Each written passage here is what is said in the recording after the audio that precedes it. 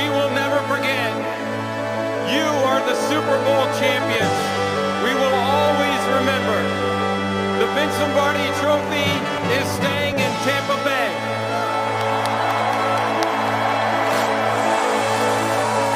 You know, my father had an expression. If you want to know the road ahead, ask the person who's been there. We found that person. 10 Super Bowl appearances, 7 victories. Tom Brady. Let's bring in Tom Brady, Super Bowl champion for the 7th time. And Tom, you're also a Super Bowl MVP. How about that? I'm so proud of all these guys down here. The team had a lot of confidence. We came together at the right time. I think we knew this was going to happen tonight, didn't we? We ended up playing our best game of the year. Thank you all. Tom, congratulations.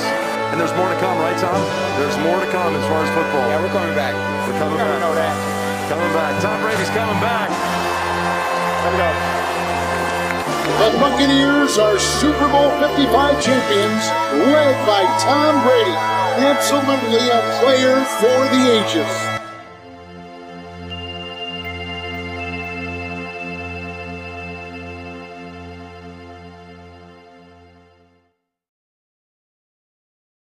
Good morning. Where's Skip? Okay. Oh! Okay. He's going to take in this moment. You heard it. It's your day. You know what? I can't even be mad. I can't even be mad.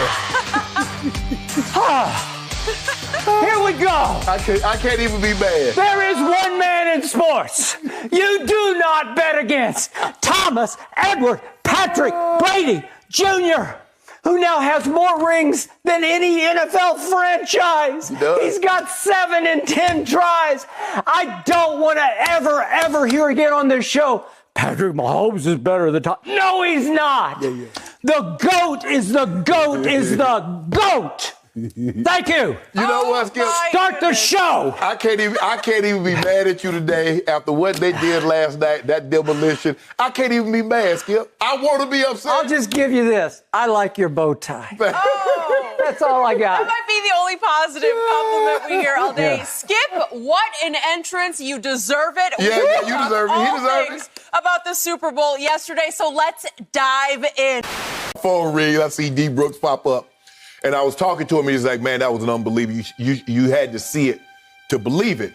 I said, Brooks, I'm watching the game. And I said, it's going to be hard-pressed for me to see a scenario in which a defensive team had a more dominating performance over historically great offense in the Super Bowl than what I saw tonight. I said, if you go back and you look at the 86 Giants, Skip, what they did to the K-Gun and Jim Kelly, you go back and look at Coach Belichick's team, what he did against the greatest show on turf. Mm-hmm. You look at what the Bucs did against the Raiders. Rich Gannon was the MVP that season. Yeah. Skip, there's nothing like this. Mahomes had never not scored more than at least 20 points. Mm-hmm. He was averaging 30 points in the games in which he started. He couldn't get the ball in the end zone. Skip, they didn't expect this. Nobody expected them to play exclusively cover 2. And the thing is about cover 2 defense, Skip, you can't throw a team out of it. You got to run them out of it. The defense was outstanding. Tom Brady did what he needed to do. Give the Bucs credit, Skip. I understand people say that's a home field. They could have played anywhere they wanted to play. If Tampa plays like they played last night defensively, they beaten Kansas City in Arrowhead. They beaten them on the moon. They beaten them in Africa. They beaten them in Russia. That was a total domination. Mm-hmm. Give the Bucs credit. Give Bruce Arians. Give Byron Leftwich. And Todd Bowles. Mm-hmm. If Coach Belichick got his game plan sent to the Hall of Fame in 1990 for what he did to the K-Gun and Jim Kelly, every piece of clothing that he had on last night need to be in the Hall of Fame. Because, Skip, that was as great a performance you'll see against a historically great offense in NFL history. Now, back to the question. I'm going to try to calm down and answer this as objectively as possible. The single biggest reason the Buccaneers won the Super Bowl, and I can't believe those words just came out of my mouth, was that, number one, Bill Belichick pushed Tom Brady out the back door in New England. That was. Oh, you're going all the way. You're going all the way back. I'm going the biggest picture. You don't doubt the GOAT like that. You don't shame him publicly with stories from inside the Patriots that the whole coaching staff was down on him and thought it was time for him to go home and call it a career. Right. And then number two, out of nowhere, only 10 months and 14 days ago. Think about that. It was only 10 months and 14 days ago. Tom Brady shocked not just the NFL world, he shocked the sports world. He chose Tampa Bay, the Succaneers, who had the worst winning percentage for a franchise in all of sports. Tampa Bay, who hadn't made the playoffs in 13 years and hadn't won a playoff game in almost 20 years? Seriously? Yeah, he did that. There was no real offseason. There were 0 preseason games. And they tried to start to piece it together as Tom Brady tried to instill and install the Patriot way in Tampa Bay, as I began to call it. If you have the GOAT at quarterback and you have a lot of young players, especially on defense in the secondary, and Tom Brady is saying, we can do this, you're going to buy it. Right. And they started to buy in because they got talent. It just needed to be brought together to take off. Here came Mahomes. Here came the baby GOAT, if you want to call him, the kid that a lot of people think is already better, the greatest quarterback ever, greater than the GOAT Tom Brady. And what happened? Brady took it personally. He had 2 people that he wanted to show up last night, and that was Bill Belichick and that kid. Nothing personal, but he just wanted to show you, at 43, I will outplay Patrick Mahomes in the Super Bowl, and he did. He had a QBR of 82 to Patrick's 50. Patrick had a long, hard night, and obviously all credit to the defense, all credit to Todd Bowles, but Tom Brady was magnificent last night, taking what the defense gave him. Because remember, Spagnuolo's had his number before in the first Eli Super Bowl. So what happened right out of the box? Well, Mike Evans is doubled. Chris Godwin is doubled.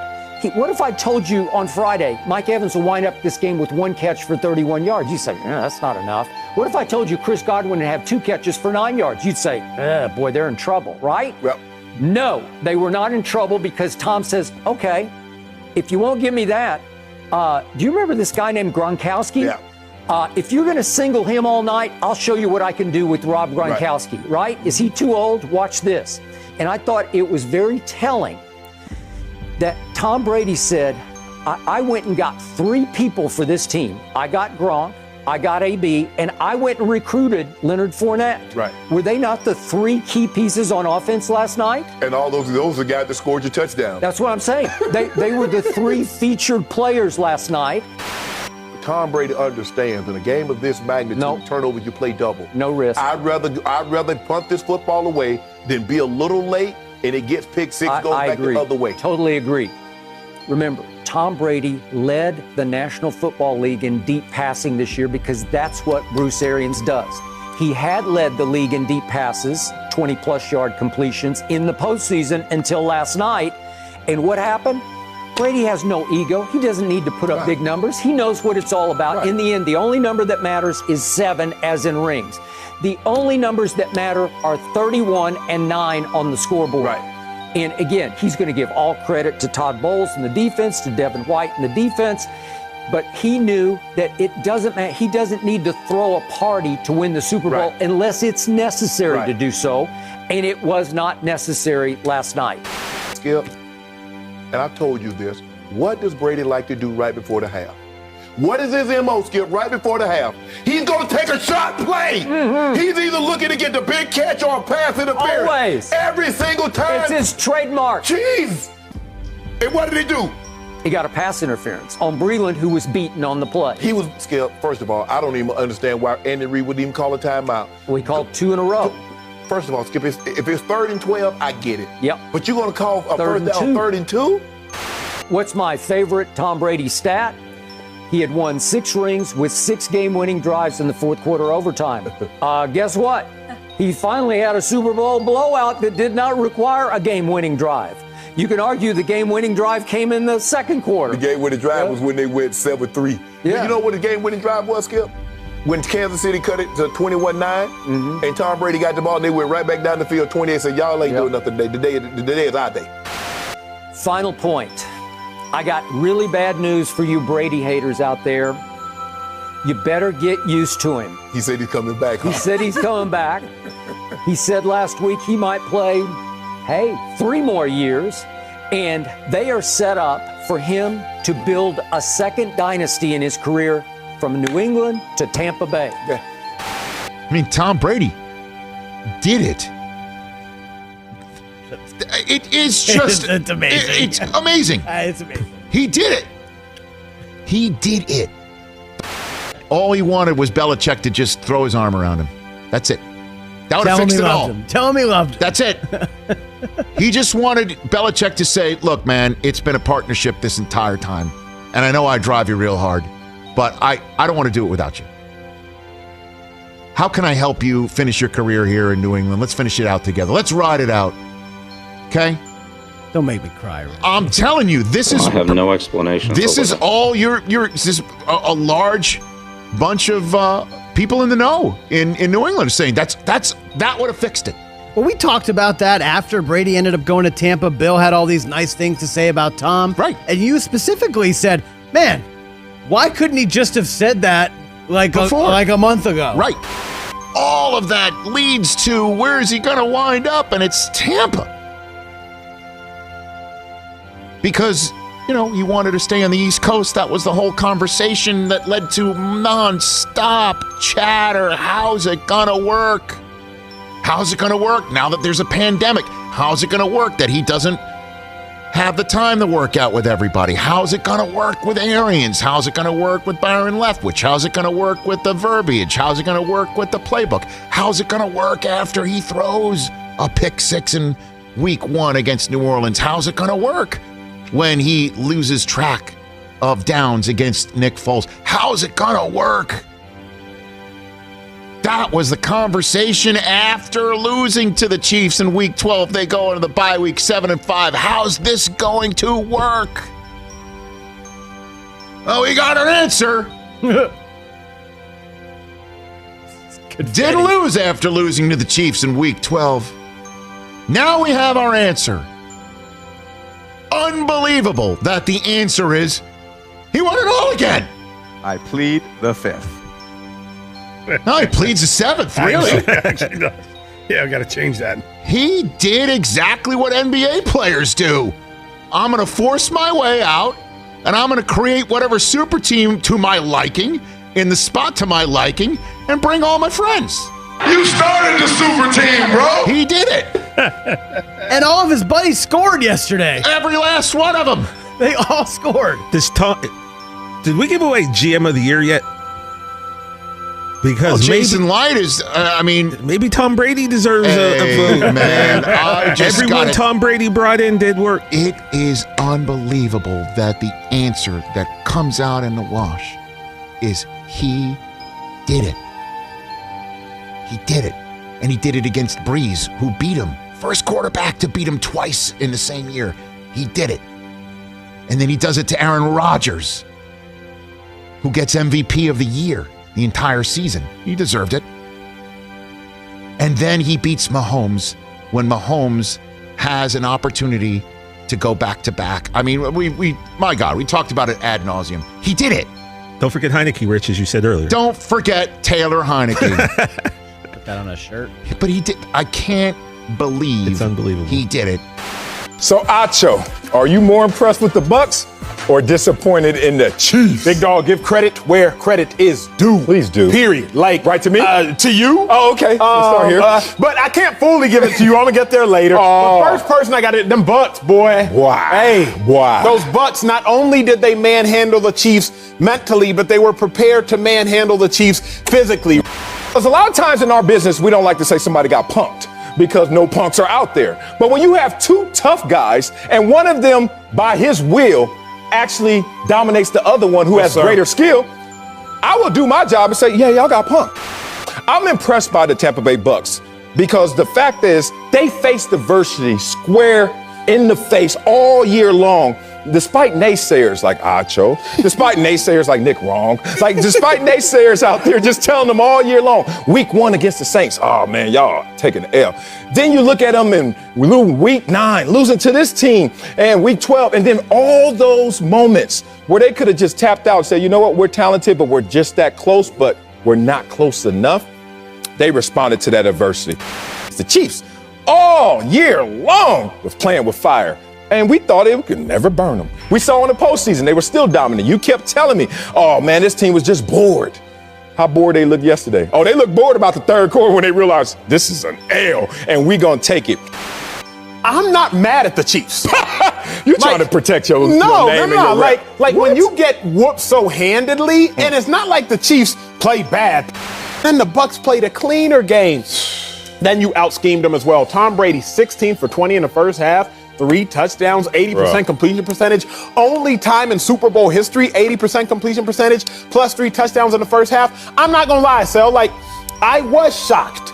And I was shocked not because I didn't read the warning signs. I was shocked because Tom Brady came out there and played like he hasn't played all postseason. I was shocked because the Chiefs came out there and they didn't necessarily lay an egg, but the Buccaneers just manhandled them. So I'm giving all credit to the Buccaneers more than I'm taking some away from the Chiefs. I'm washing dishes at the end of the third quarter. That lets you know that there's a problem right now because our Super Bowl party of 5, I'm sitting there looking at this game like this game's a wrap. You become background noise to me in that sense. It turned into more Tony Romo jokes I was anticipating than watching the Chiefs go down there and get nothing for it. Patrick Mahomes is amazing. He's tremendous, but he has 2 losses in his postseason. Both of them to a chess master, the same guy in Tom Brady.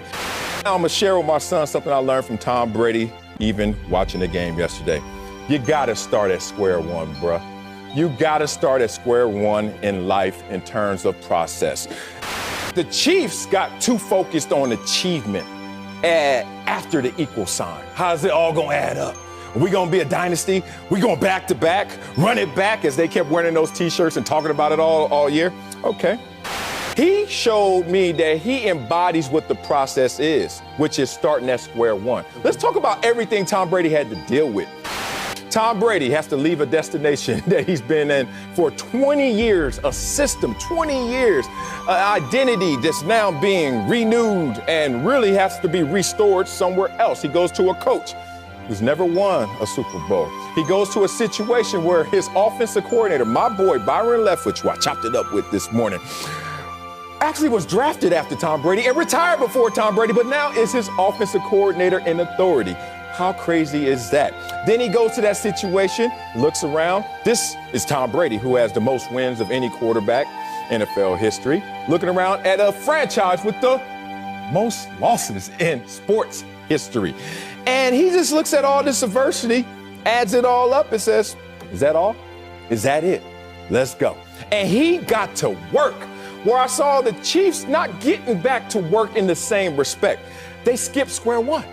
Tom Brady went to square one because he knew it was a new situation, plus he knew what is the ingredient for my success. The most important ingredient, his main ingredient, is his focus, man. He focused on the details, where the Chiefs just focused in on the summation of what those details look like. So what I learned from Tom Brady is simple. No matter how great you are at anything, never think that you're a master of the first step unless you bring yourself back to that place. That's what I learned, and that's what I'm sharing.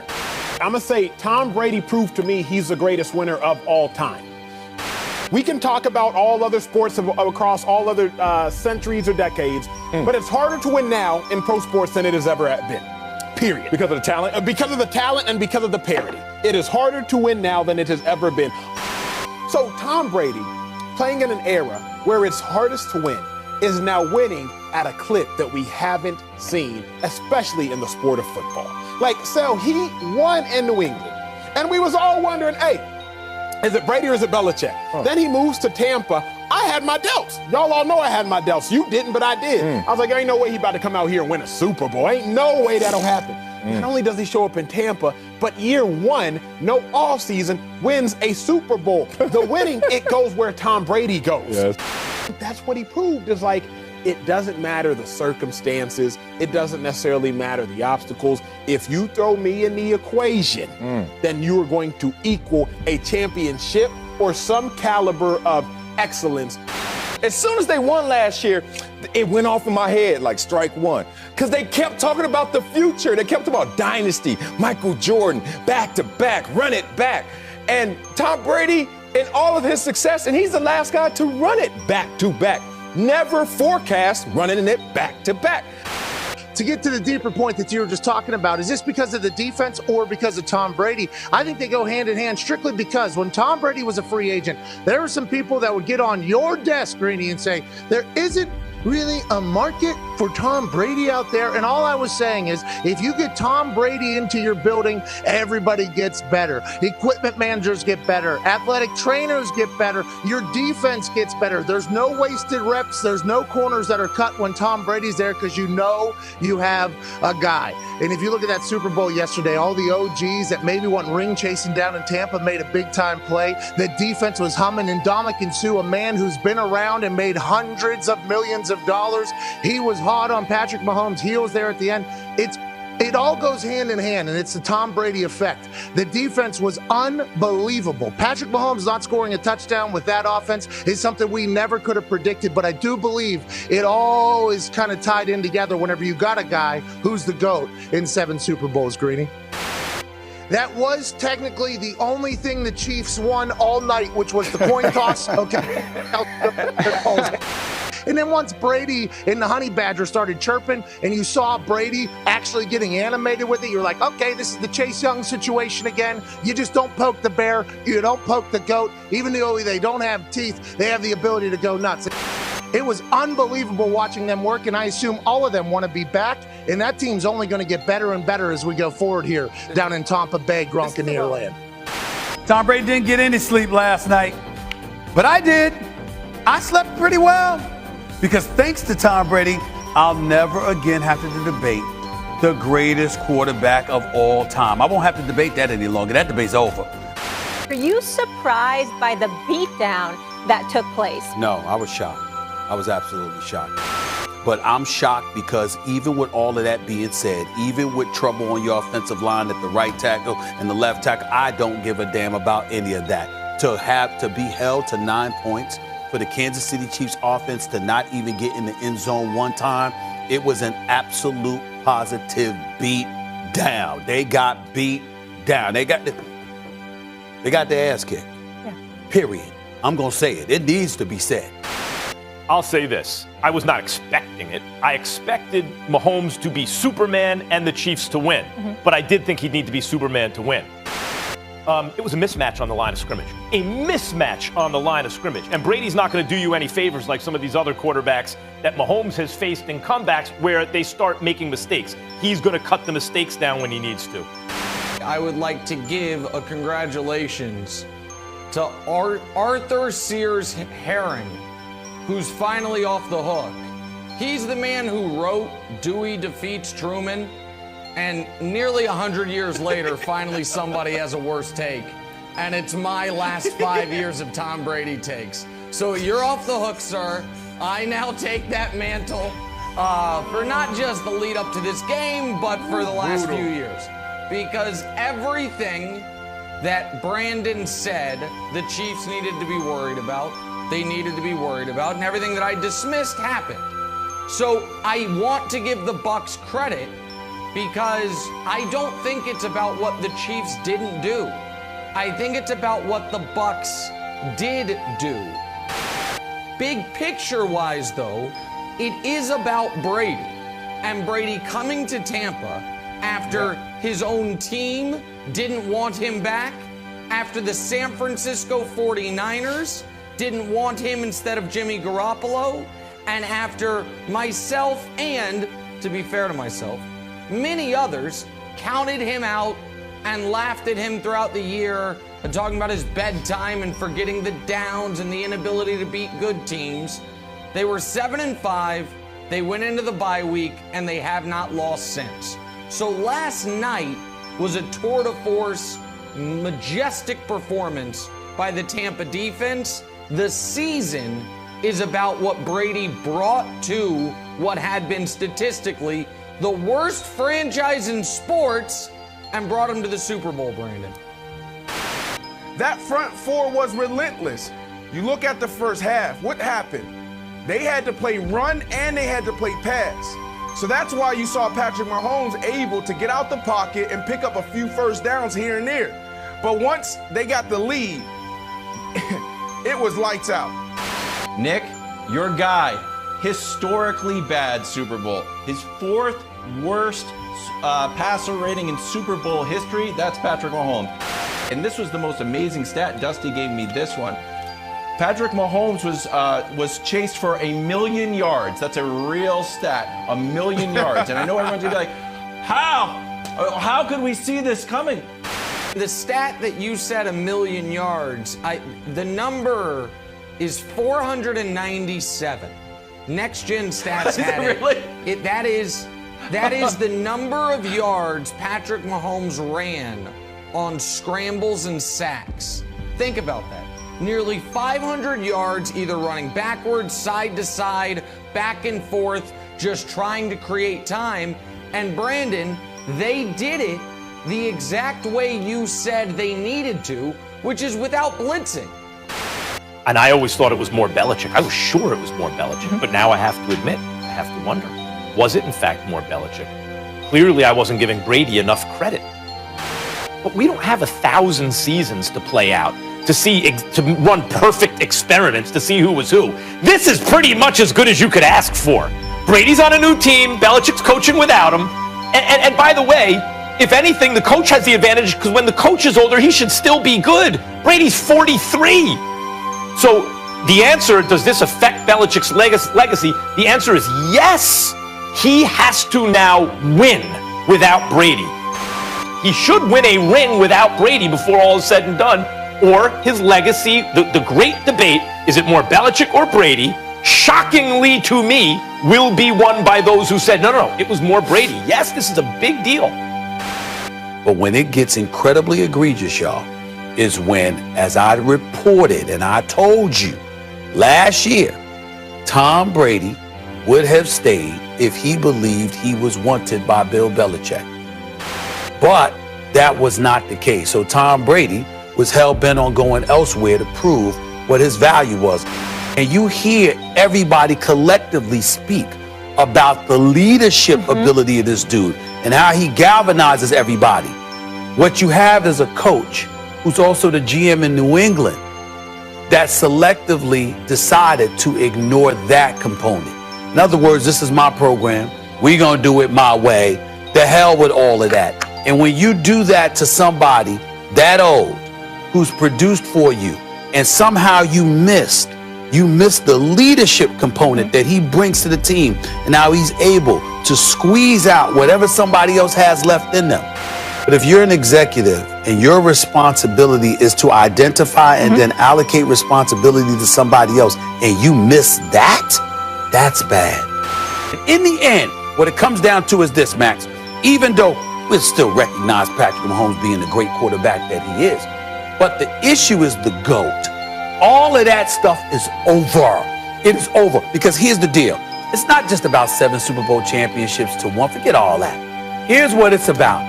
No matter what you do in your career, you lost to the man considered the GOAT who beat you at age 43. Mahomes was pressured more than any quarterback in the history of the Super Bowl, and he was blitzed almost less than any quarterback in the history of the Super Bowl. But what I'm saying, what do you want him to do? Listen, what I'm saying to you, Max, is I am not refuting your points if the issue is that they lost, because we understand that wasn't his fault. I'm saying that when you're Mahomes and people are bloviating about you to the degree that they have, you can't go into the Super Bowl and get destroyed. If there is such a thing as greatest football player ever, Tom Brady obviously sits atop that mountain. That's with respect to Jerry Rice, with respect to Jim Brown, with respect to Lawrence Taylor and Deion Sanders and Reggie White, whomever you want to call out there as possibilities. If there is such a thing as best football player ever, it's Brady. We all know the greatest quarterback ever is Brady. Even myself, who's picked against Brady repeatedly over the last few years, has never denied that he is the quarterbacking GOAT. Now, there was a question, could Patrick Mahomes catch him? Could he, with a win this weekend, be closer on his heels than the biggest Brady defenders would want to admit? But that's now a moot point, because now the gap between Mahomes and Brady is like the gap between Bob Beamon and everyone else after the '68 Olympics. It's not that it can't ever be closed, but when you break a record by 2 feet like Beamon did, you just say, okay, it's not going to be closed for years and years and years. Can Mahomes or someone else eventually become the greatest quarterback ever? Yes. Are they anywhere close to doing it right now? No. And 7-1, even if you don't subscribe to what Tony Romo said yesterday, which was essentially announce that Mahomes now has to win 8 Super Bowls to be the best quarterback ever. I don't believe that. I don't think it just should be a count the rings culture. He has a ways to go, but even if he had won, he would have had a ways to go. So that to me is not the most interesting conversation. The most interesting conversation when it comes to legacies is when we expand past just the NFL and we talk about the room Tom Brady joined. And that room is, I am the system. I am the winning. I am the culture. They are the system. They are the culture. They are the winning. And you know what? If you let them play a little general manager, they'll help you there too. You let them play a little coach, they'll help you there as well. Brady went to the losingest organization in NFL history, and they immediately won a title. Brady brought in Gronk. Brady brought in AB. Brady brought in the culture. And much like LeBron, Brady's team that he was on, that was competing for championships with him, all of a sudden, instantly became an also ring. As great as Montana was, he goes to a good Chiefs team, makes them a very good Chiefs team, they make the AFC Championship game, and that's it. As great as those guys were, their apex level of success did not transfer. The Bucs haven't made a playoff game in a decade. Brady gets there, they win the Super Bowl. The Patriots make the playoffs every single year. He leaves, they win 6 games. And that, in addition to ring number 7, is what Brady earned last night. Now, I said I'd tell you the 3 people in America today who should feel the worst. Number 1 is me. My team lost. My Brady takes look even worse than ever. I am, am I financially solvent? It depends on who you ask. But I'm number 1. Number 2 and 3, I believe, are Bill Belichick and Kyle Shanahan.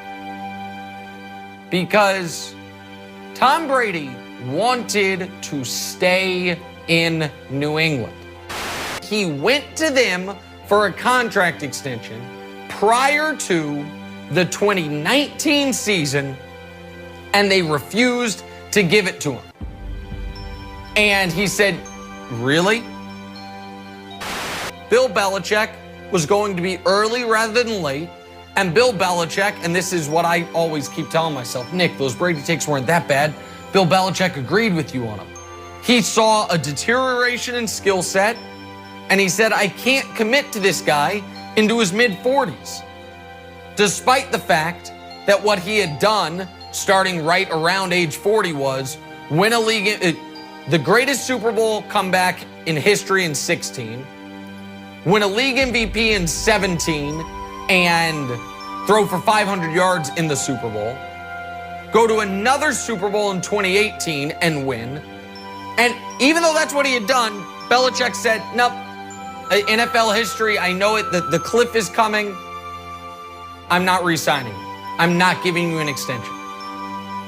And so Belichick this morning has to be feeling some type of way.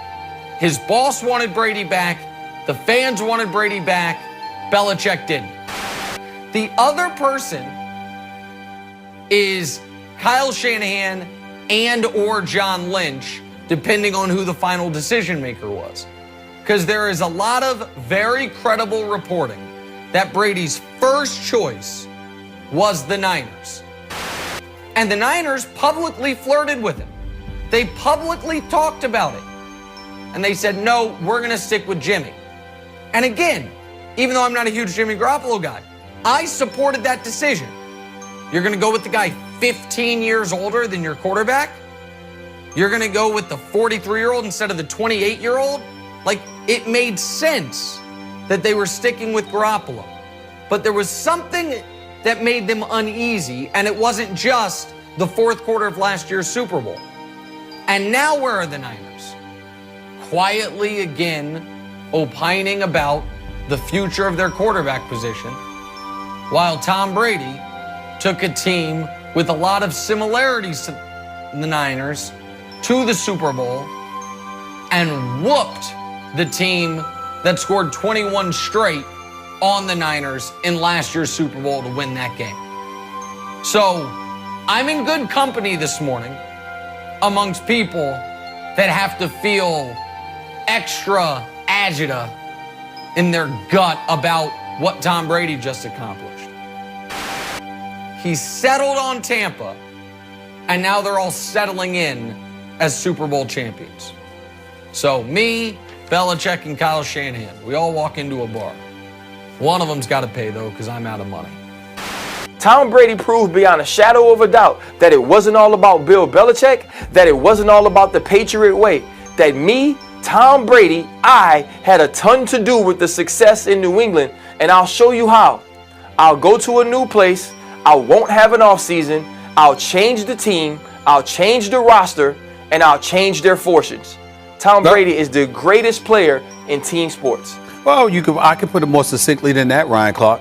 Tom Brady's a better GM than Bill Belichick.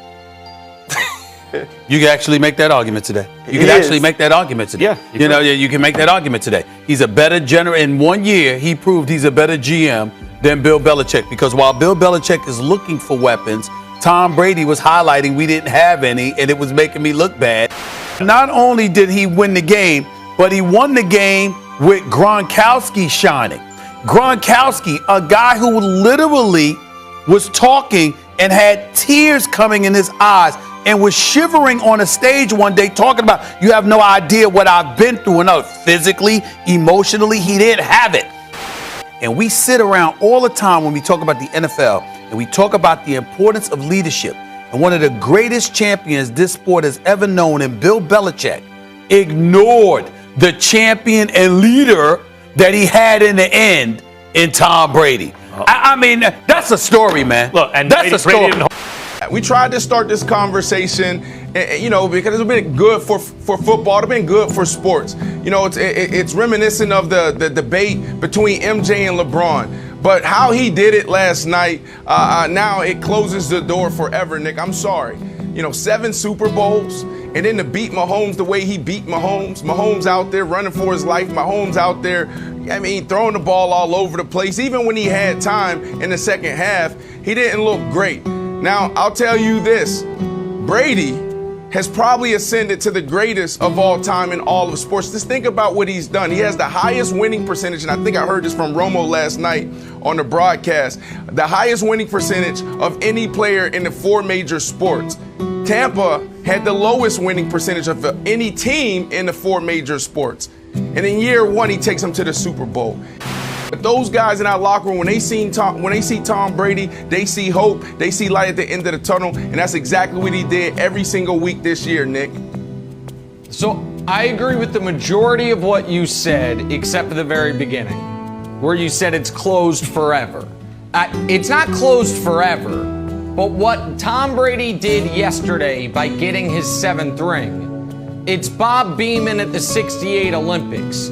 He has made the gap between him and second place so incomprehensibly large, it's hard to fathom it ever being broken. Now, Bob Beamon's record was broken. It took about 30 years, but eventually it was broken. And so forever's a very long time, and Patrick Mahomes is going to have a very long career. But right now, the gap is wider than it was when Mahomes stepped into the league. Brandon, the point you're making, which is what he does for the team Monday through Friday, the way he makes everyone believe more. I think you've talked about the pressure he puts on guys to do extra reps after practice, to work extra hard. That is where, I know it sounds odd, but that is where his fingerprints are even on some of the defensive success. His fingerprints are even on some of the offensive line success, even though those guys are their own men doing their own thing.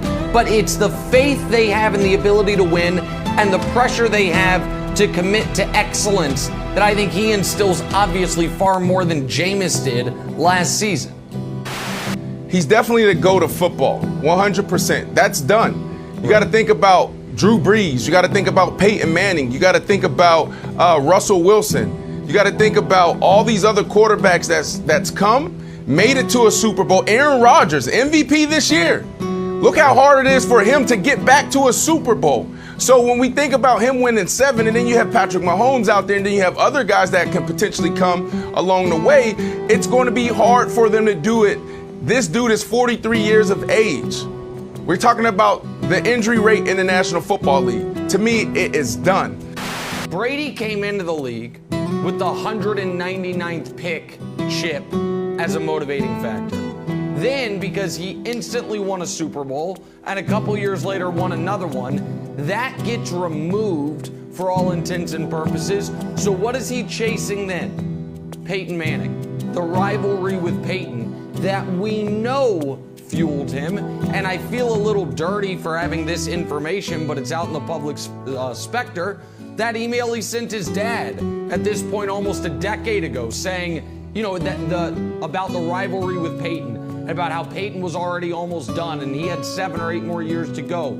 He was still letting that fuel him. Once he clearly dispatched of Peyton and won that rivalry, what was left? Oh, how about the oldest battle in the book? You know, Father Time is undefeated? Maybe he's not. Now I'm battling aging. Now I'm battling how long the athlete can actually keep going. Oh, I broke all those records too. I already won a Super Bowl in my 40s. How about this new, fresh, real motivation? My coach didn't want me anymore. I went hat in hand for an extension. They gave me a fake one. I remember the summer of 19. Brady has the press conference. You're going to have to talk to Mr. Kraft. Then says, it is what it is. Gave that famous moment on the field. And the next day put his house for sale. And so he's always Wilds had either real or created external motivation. He's beaten Peyton. He made the draft look stupid. He set all the aging records. So now I do buy it is, okay, now I'm going to prove it was more me than Bill. 100% I believe it. Yeah. I buy it too.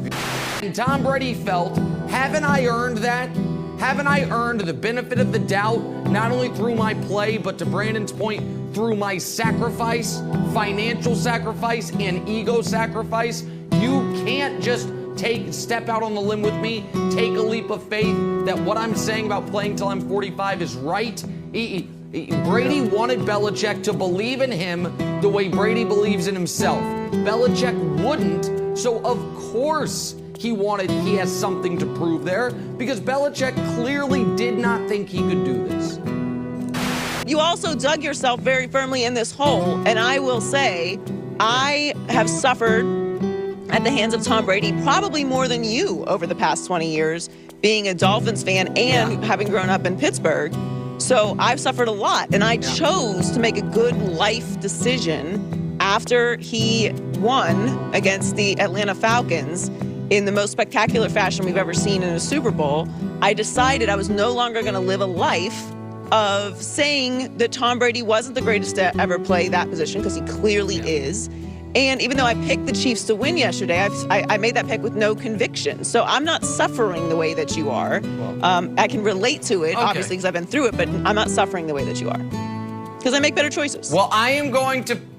okay, yeah, sure, you make better... You know what I did after the Falcons Super Bowl? I also called him the greatest ever, and I said, it ends here. And how much better would all our lives be if he had just rode off in the sunset and retired right then and there? It would have been great. He'd had the 5 rings. It would have been fine. It had been over. The Chiefs' loss was so dramatic in fashion that I don't think you should actually feel that bad about it, if that makes sense. Yeah. Well, I appreciate that. The problem is, while no one predicted the Chiefs to lose that way, the way that game went is exactly how I predicted, just 100% wrong. I did predict a blowout. I did predict one team to look awesome. I did predict one quarterback not to have any touchdowns, and I just had it all wrong, which is why I now pay my penance, do my rosary beads, by giving Tom Brady fans this, okay? I said a couple years ago that Tom Brady and Jerry Rice were the only 2 NFL players ever that if you bisected their career, if you cut it dead in the middle, they were a first ballot Hall of Famer on either career. That they had 2 separate Hall of Fame careers, the first half and the second half. After last night, I have to amend that take. Tom Brady becomes the first football player ever, and this one I'm confident he will be the only football player ever. He has had 3 distinct Hall of Fame careers, and I can prove it to you. He's played 21 years, cut his career into 7-year bites. First 7, middle 7, next 7. No funny math, don't have to do any twists and turns. Let's just look at it. So that first 7, let's call that the Aikman phase, where the numbers aren't overwhelming, but is the best clutch quarterback in the league, is not a game manager in a negative way, but the best version of a game manager. Tom Brady's first 7 years, almost the same amount of division titles, same number of Super Bowls, 1 more Super Bowl MVP, neither won a regular season MVP. So Tom Brady's first 7 years, first third of his career, that's the Troy Aikman phase. That, in and of itself, by itself, gets you into the Hall of Fame. Now give me the next 7 years. This is the Dan Marino phase. Division titles about the same. Super Bowl appearances, Brady has more. Regular season MVPs, Brady has more. Passing touchdown leader, Marino by 1. Also, in this 7-year stretch, Brady had the 07 season, where not only are you undefeated and go 6-0 in the regular season, quarterback statistically speaking, it was up to that point in time the single greatest quarterbacking season ever. Whose record did he break? Marino's. The touchdown record, all the records he broke that year was Marino's. So those middle 7 years, where he went to 2 Super Bowls but didn't win any, he accomplished in those 7 years, as far as the big shiny object accomplishments, what Marino did in his entire career. And now the truly unfathomable part, the final third of his career, the Joe Montana phase. From 2014 to now, 4 rings to 4 rings, 3 Super Bowl MVPs to 3 Super Bowl MVPs. Brady has 1 regular season MVP in the stretch. Montana had 2. Montana also went to another team, just like Brady did. Montana took that team, the Chiefs, to the AFC title game. Brady took his team to the damn Super Bowl and won the Super Bowl. Brady also, if we were to add another line, Super Bowl titles is 4 apiece to 4 apiece, but Super Bowl appearances would be 5 to 4, because in these 7 years, Brady went to another Super Bowl, the one against the Eagles, where he threw 505 yards and lost the game. So think about that for a moment. Tom Brady, first 7, middle 7, next 7. And if you saw me swallow hard, it's because I'm choking down the bile that I'm feeling just by having to say this. First 7, middle 7, next 7. Hall of Fame first ballot, Hall of Fame first ballot, Hall of Fame first ballot. The first 7 years, the Aikman phase. The middle 7 years, the Marino phase. The next 7 years, the Montana phase. That, my friends, we will never see again. Everyone already acknowledges he's the greatest quarterback ever. I've acknowledged that for a long time. I just foolishly thought he was done. When he threw the pick 6 against Tennessee, I took my victory lap. See, I told you so. And then he shoved that victory lap, well, you know where. So there it is, Tom Brady. I doff my proverbial cap to you. Some would say I doff my proverbial clown suit that I'm wearing to you. You got it done again. And you got it done under circumstances that I did not think were possible. I know some coaches down there who coach in Indianapolis, and we've been talking all season about Tom Brady, and they're back in the bus, and somebody makes the comment to Tom and Gronk about, hey, how does it feel being in your first Super Bowl without scandal? You know what I mean? Like without any issues. And they said both those guys laugh and they love it, and they look back and like, how does it feel to be in your first ever playoff win? You know what I mean? So the banter going back and forth is just a thing of beauty, and that humility that he plays with and that he kind of ingratiates to his teammates is just fantastic. That he's just one of the guys, that he's not an NFL superstar quarterback who's got too many things going on that he can't go get with his teammates. It's those things, Greeny, that change the culture in organizations. And like you said, when Bruce Arians said, hey, he's a winner, he's done this before. No, he hadn't done it before. He's done it 7 times, right? Winning it, not getting there, been there 10. How important is that? How much credibility does that give that man in that locker room, and how everybody else pulls off of that? Man, just incredible stories, and that's the defining moment of who Tom Brady is. The main priority is winning in that league. Like, I don't want people to get it twisted. You could be all the leader you want to be, but if you're not out there doing your job at a high level, the words are just not falling on people's ears the same. And the fact that you have a guy that's going to come in where you know you can win with. You don't hope to win with him. You know you can win with him. And everybody plays with a little more juice when you have that guy. Everyone, it permeates through the whole team. The coaching staff, the people that work in the support staff, it changes the dynamic of everything when you know you can win. So, you know, as I watch that, so much of what we do, not just me, but you, we watch sports, and then we observe something, and then we have an opinion on what we observed. And as I sat there watching it from a hospital bed, sweating, as part of the medication, notes, no distraction, I'm fascinated with Tom Brady. And I always have thought he's a great leader, but it's beyond that. There's a lot of great athletes, lots in all sports. There's a handful of great leaders. And then there's this inspirational thing that you can't quite quantify, where you know, it's the you don't want to disappoint somebody. Brady has the rare ability to play poorly in stretches. 3 interceptions second half at Lambeau, and he never loses it. He has an ability to not be the most important person in the game. Super Bowl, it was the defensive front for the Buccaneers, and yet he never loses it. That so much of what Brady does is hard to quantify. Brady did something with the special teams in Tampa that's hard to fathom. You watch football, I watch football. For the last decade or more, Tampa's special teams have been a tire fire. But yet in the playoffs, often on the road, they were really strong. Tampa's offensive line, as Tom joined the team this year, was middle of the road. Nobody thought they were elite, yet they went to Green Bay, Kansas City. They were a dominant unit against the Chiefs' defensive line. Ali Marpet's a guard, went to Hobart. Came out 12th best guard, 13th best guard, 12th best guard. After Quentin Nelson, is he the second best guard now? Tristan Wirfs was the highest graded player, right tackle in the Super Bowl. Ryan Jensen, the center. Who's better at that position than him? That offensive line was middle of the pack last year. I'm not blaming Jameis Winston. I'm saying is Derek Jeter was a great leader, but he couldn't take a 265 hitter and have him hit 300 in the playoffs. LeBron's a great leader, but he never could make Kyrie Irving a great defender. Tom Brady made Tampa's offensive line a powerhouse.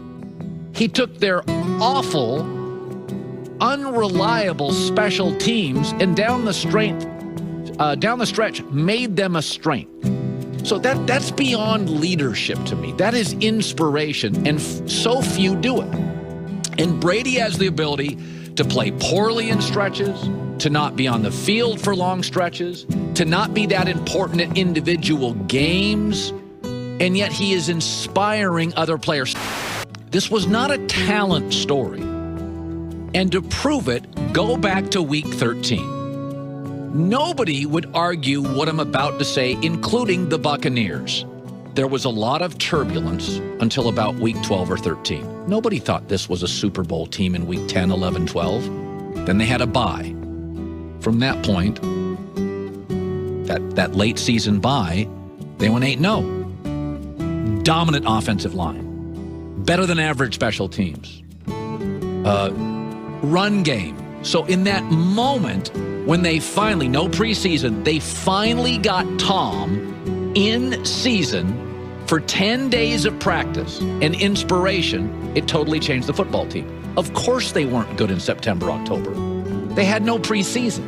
It wasn't until they got a bye at the end of the year or near it, and Tom could teach and mentor. That goes beyond leadership. And so much, you always hear stories about people only use 10% of their brain, with rare exceptions. You hear stories about people can lift a car or lift weight. That's not about leadership. You're being inspired by something. Maybe it's fear. Maybe it's the fear of losing a child. Maybe it's the fear of gaining something. Whatever it is. When I sat in that hospital bed and I watched that game, so much of what we all do with football is watch, observe, and comment. And so much of what Brady does is not on television. You can't quantify it. And you're going to see all these teams. There are going to be so many teams. Rams with Matt Stafford. Watch the Bears go pay for Carson Wentz. And the Jags are going to draft Trevor Lawrence. And they think it's going to be this magic elixir. It's going to solve all their issues. And they may be better at quarterback. But the big arm and the mobility and all the hype, I can see all that. What Brady does, I often can't. I think the other big note I saw yesterday from Brady, what he proved, and it transcends football. You can be excellent at your craft if you take it seriously. Now, we praise Tom Brady because he's a football player and it owns one day of the week, so we all know just how excellent he is. Right. But I think Tom Brady, he showed a lesson to everybody at home watching the game. Take your craft seriously enough, and excellence will find you as you will find it. I mean, think, Sel, like, he's more passionate about the game than he's ever been. How you out here in an arguing match with Ty Matthew? Everybody know Ty a little bit crazy. Like, we all that badger came back. Like, Ty a little bit crazy. Yeah. And Tom Brady not backing down at the age of 43 from a shout. Whatever they shouting about, Tom Brady's like, nah, I'm about that action too. You know what I'm saying? I might not have grew up where you grew up, how you grew up, when you grew up, with who you grew up, but I'm about that action too. I'm just as passionate about this game as I ever have been. So he showed me a lot last night, Tom Brady did. But I think the most important thing he showed was if you take your craft seriously, excellence will find you like it found him. I want to take a moment to give a personal thanks to Tom Brady. And here's why. You know, for him to achieve what he has achieved, you know what? When you say stuff like this and you throw out nuggets of material like that, conceivably you could charge for it. Give a speech, show up for a public appearance, a paid speaking engagement or something like that. But to just do an interview and to say something that appears relatively generic, but is so applicable to the lives of hundreds of millions of people. 20 years in, he makes a change and goes out and succeeds. Think about how powerful that is. And I think that it's incredibly important to really extend a hand to him, a hand of gratitude that he reveals something like that. It's not in depth. It doesn't appear that deep on the surface, but it's so deep. Well, Tom Brady took it to another level, and that's essentially what he's talking about. So I think it's a lesson for everybody to learn. Don't be afraid of change, particularly when it's really the environment that you're talking about, as opposed to you completely going into a different direction and doing something totally different than you've been doing. He's still playing football. It's just for a different team. And he wasn't afraid of change. And as a result, look at him. He's officially the GOAT.